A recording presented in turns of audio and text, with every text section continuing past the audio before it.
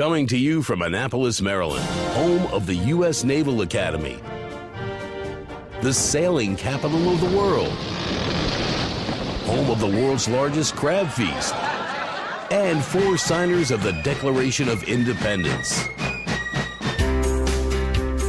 This is the Eye on Annapolis Daily News Brief, a daily roundup of local news that you can use, including local sports, local events, local opinion, and local weather from DMV Weather. Now here's your host, publisher of Eye on Annapolis, John Frenaye. Good morning, it's Tuesday, June 5th, 2018. This is John Frenaye, and this is your Eye on Annapolis Daily News Brief. An Anne Arundel County Circuit Court judge has ruled against gubernatorial candidate Valerie Ervin, who was trying to get her name placed on the ballot in lieu of her former running mate, Kevin Kamenetz, who died earlier last month. Ervin wanted the ballot changed to reflect her name and her new running mate as she decided to step up and run for governor, but election officials argued that the ballot can't be changed because there isn't enough time before the June 26th primary. They do plan to post notices about Kamenetz's death and tell voters that Ervin is running in his place. Early last month, we told you the story about a school bus driver that called an elementary school student by a racial slur. The school district has investigated it now, and Ross Cohen, who used to own the Annapolis bus company, has been decertified as a driver. Rumors were swirling around that the driver was indeed the owner, but as it turns out, he was the former owner. He had sold the company to Student Transportation back in 2017. He has been suspended for a year, and as expected all the way around, nobody wanted to make any comments. There were plenty of comments on an editorial I wrote yesterday about Annapolis Mayor Gavin Buckley and his push to get City Dock rezoned. The Capitol published an article yesterday, and it was by Danielle Ohl, saying that the mayor was looking to push through the rezoning legislation at a council work session, despite none of the city council members even voting for it to go through on a first reader during a public meeting. Apparently, Buckley told the Capitol the next time it comes up, there will be plenty of sponsors on it, so apparently there are 4 aldermen or women who are behind the mayor on this zoning change. The latest revision of the City Dock area includes 2 man-made beaches, grass areas, water fountains, of course the 4 to 5 to 6, depending on who you talk to, story hotel with an outdoor seating cafe, a statue to Lafayette, a boathouse, and it includes moving the William Burtis house, which is owned by the state of Maryland, to a new location near Sophie's Crepes. I wrote an editorial yesterday on Eye on Annapolis, and you can check that out. I said it looks more like a Caribbean beach resort than it does anything in Annapolis. And as you look at the conceptual drawing, you will see that most of it appears to be a very grand facade to the hotel rather than useful areas for the citizens of Annapolis.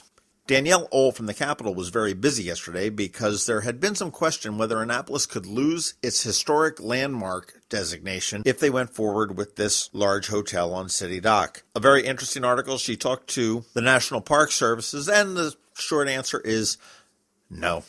There would have to be some pretty significant changes to more areas than just City Dock for that to happen. And finally, in sports news, let me just leave this here. The Capitals defeated the Golden Knights by a score of 6-2 in Game 4 of the Stanley Cup Finals today. The Capitals lead the series. And that's all we got to say on that. Next game, Thursday, June 7th, 8 p.m. in Las Vegas.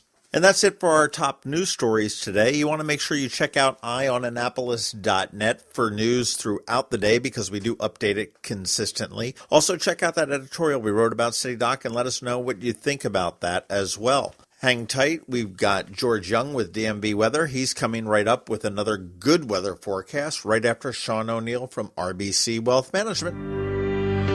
I'm Sean O'Neill, your local RBC Wealth Management advisor.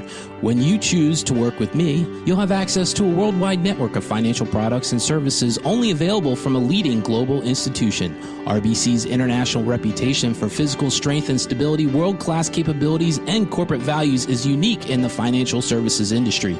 I also recognize the importance of reinvesting in the communities in which we live and work, and I'm committed to serving my clients by building long-term relationships based on trust, integrity, and confidence. I look forward to helping you with your wealth management needs. Call me, Sean O'Neill, today at 410-573-6723 for a complimentary consultation. RBC Wealth Management, a division of RBC Capital Markets, LLC. Member NYSE, FINRA, and SIPC. This is Maryland. The weather can be nearly unpredictable. We've got George Young from DMV Weather in Annapolis to sort it all out. Hey everyone, this is George with DMV Weather, and this is your Eye on Annapolis forecast for Tuesday, June 5th. A great day on tap today with more sunshine and comfortable temperatures in the 70s to near 80 degrees, along with some breezy winds of 10 to 20 miles per hour at times. But we do have to watch for a few possible rain showers in the PM and overnight hours as another cold front moves through Annapolis and all of Anne Arundel County from the northwest. But whatever rain does fall will be light in intensity, and then we'll be right back to sunshine and 70s on Wednesday and Thursday, before temps get up into the 80s on Friday with even more sunshine. So nothing too much to worry about tonight, but stay tuned for updates later in the day as we keep a close eye on the radar. Okay, that's it for us today. This is George Young of DMV Weather. Make it a great day out there and enjoy the early sunshine. And be sure to follow us anywhere, anytime, either on our website at dmvweather.com or on Facebook and Twitter, as well as on our app, which you can download for free by searching for DC MD VA Weather in the Apple App Store and Google Play Store, so you can always stay weather informed. But remember, whatever the weather outside, have fun and be safe.